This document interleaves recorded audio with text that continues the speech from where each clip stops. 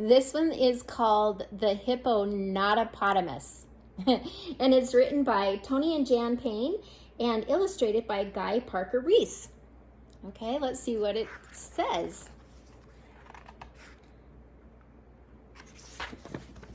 The Hippo-Not-Amus. Portly was a very young hippopotamus. He didn't ask to be a hippopotamus. He was just born that way. He wasn't sure he wanted to be one forever.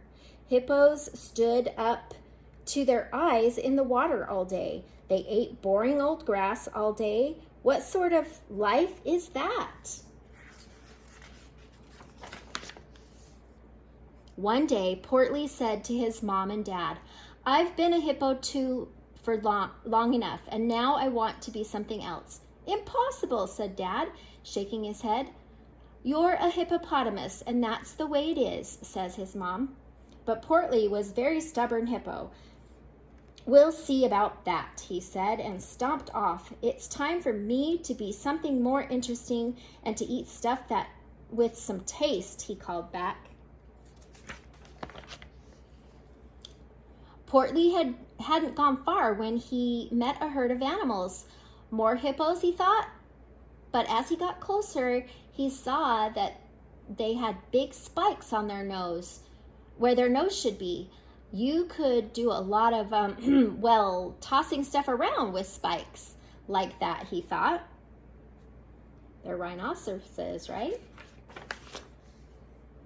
"Excuse me," Portly said politely to the nearest animal. "What sort of creature are you?"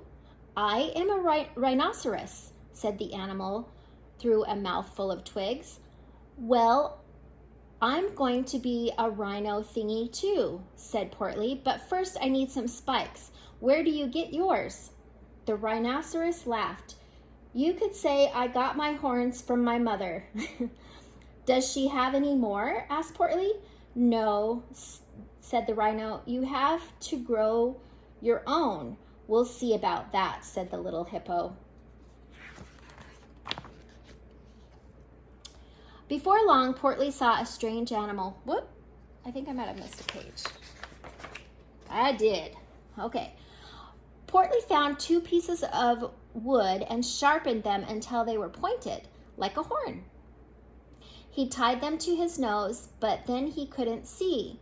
He tied them to the sides of his head. He tied them to the top of his head. Then underneath his chin. No matter what, they just didn't look right. He turned around to ask for some advice, but the rhinos were gone. So Portly continued on his journey with the horns sticking out just anywhere. You see? That's silly. Before long, Portly saw a strange animal hanging upside down from a tree. That looked like fun. "Excuse me," he said. "What sort of creature are you?" "I'm a bat, I think," said the animal. "And you are?" "I'm a hippo-nosaurus, actually," said Portly. "So what do bats do?" You see the bat? The bat took ages to answer. "Eat stuff, hang out. It's not easy being a bat," he added.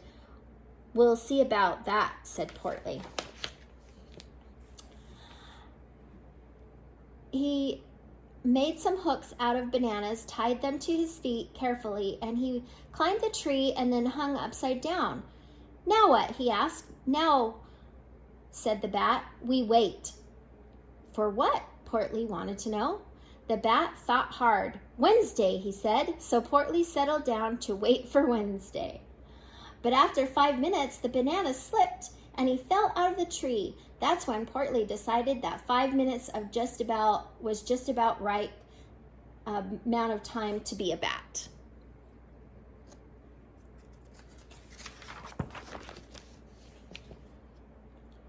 A little later, Portly found a water hole. Standing in it was an enormous animal. "Excuse me," Portly said. "What sort of creature are you?"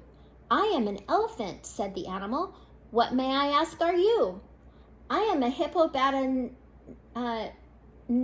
Hippo-Not-Amus, and I'm going to be an elephant too, announced Portly. I want to spit water out of my nose. I want to smell something when I'm here and my nose is somewhere else. So I want one of those tube thingies. I want some big flappy ears. And the elephant had to smile. Wait a second, young Hippo-Not-Amus. You have to be born with those things, said Portly. But Portly was determined. We'll see about that. Portly made big ears from 2 large leaves. Then he made a trunk out of a vine. But what could he do with it? He wanted to trumpet tunes and pluck leaves and spit with it, but he couldn't. His journey was slow because his horns fell over his eyes. His hook caught in the bushes. He kept tripping over his trunk, and his ears flapped all over the place. By now, Portly was getting a bit bored with all of this excitement. He kept thinking about water for some reason. Portly had not gone far when he met some new animals. They started on the ground like you and me, but ended up above the trees. Excuse me, said Portly to the knobby knees. What sort of creature are you? A head appeared from the leaves. I am a giraffe. What do giraffes do? Called the little hippo. Eat leaves mainly, said the giraffe. Can a Hippo-Ela-Bat-a-Rhinoceros eat leaves? Portly inquired. I should think that a Hippo-Ela-Bat-a-Rhinoceros could eat anything, replied the giraffe. Then I'll be a giraffe, said Portly. But it takes years to grow up all the way up here, exclaimed the giraffe. We'll see about that, said Portly. Portly made 2 tall stilts out of branches and strapped them to his legs. But it was hard being so high up. Easy, oops, help! And he falls. Portly was now as hot and as hungry as a hippo could be. I know just what I need, he thought, said Portly. Started out on a long trail that led back to the river. Portly's mom and dad were standing up to their eyes in water when they saw their son. Excuse me, said Mom, knowing who it was but not letting on. What sort of creature are you? I'm a Hippo-Ela-Bat-Rhinoceros, Portly said proudly. Well, are you hungry? Asked his mom kindly. I'm afraid we only have boring old grass for supper. Do Hippo-Ela-Bat-Rhinoceroses eat boring old grass? As a matter of fact, said Portly, they like it more than anything. Then come join us, said Dad. So the young hippopotamus removed his stilts and slid into the river. The water felt wonderful, and the boring old grass tasted better than ever. He did not notice his ears floating away, his trunk sinking, and his hooks and horns falling off. Mom smiled at Portly. Our own hippo doesn't want to be a hippo anymore, so there's plenty of room for you if you'd like to stay. Said Portly, looking up at some nearby monkeys and wondering what it would be like to swing from trees to tree by his tail. Well, we'll see about that. The end. I think that this is a cute story about a hippo that's not really sure that he likes his life, but then he realizes that he misses the things that he thought were boring.